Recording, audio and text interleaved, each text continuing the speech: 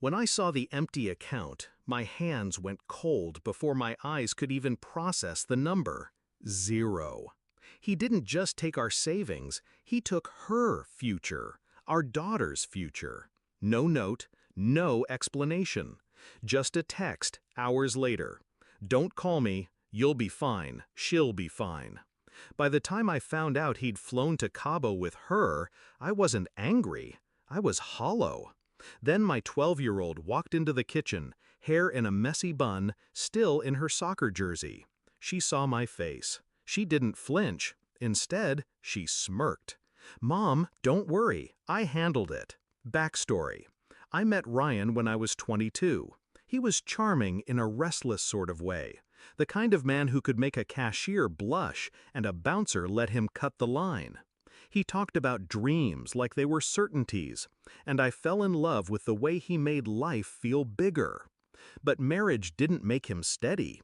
It just gave him more places to run from when things got hard. He was a salesman, brilliant at selling himself. To me, to his friends, to our daughter. Until the mask slipped. Discovery of betrayal. It began with little withdrawals. 1,000 here, 2,000 there. Business expenses, he said. Then the college fund statements stopped coming in the mail. When I asked, he said he'd gone paperless. A harmless change, if you believe in harmless changes. The day before he left, he kissed our daughter on the forehead and told her to keep being my little genius. The next morning, both he and the account were gone. Shift in mindset. I'd been betrayed before, by friends, by life, but this was surgical, calculated. I expected grief to come first. Instead, there was only clarity. I began planning, quietly. I didn't even know yet what the plan was, but I knew it would be precise. That night, my daughter sat across from me at the kitchen table. She was doodling in her notebook, like she always did. Then she said, without looking up, "Don't worry, I handled it." Execution. I thought it was just a child's bravado, until I checked my email the next day. A transfer confirmation. Not into his account, out of it. I asked her. She shrugged. "You always tell me not to use the password I use for everything. Dad didn't listen." I stared at her. "You hacked your father?" She twirled her pencil. "I moved my money back, and some extra.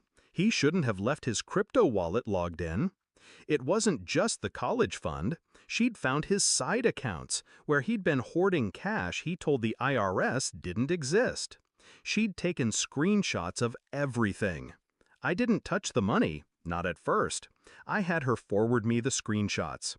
Then I called an attorney. A quiet one. The kind who didn't advertise on billboards, but knew exactly how to weaponize a digital trail.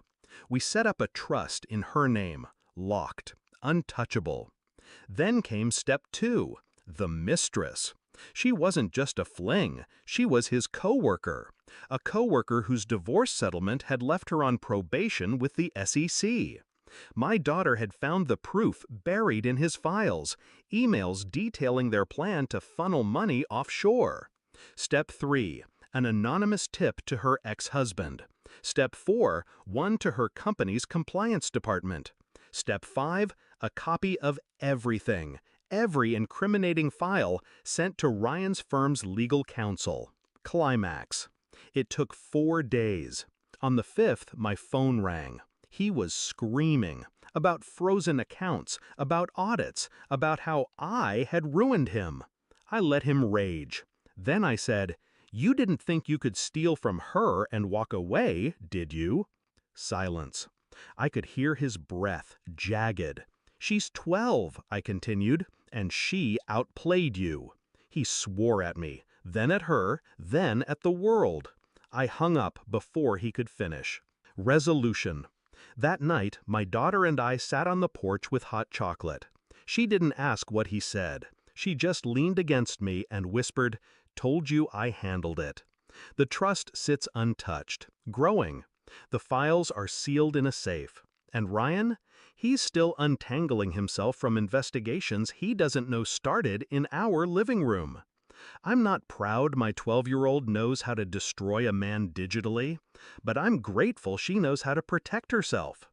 Ryan thought he could drain us and disappear. Instead, he learned what happens when you underestimate the women in his life, even the smallest one. Some inherit their father's eyes. Mine inherited his cunning and made it lethal.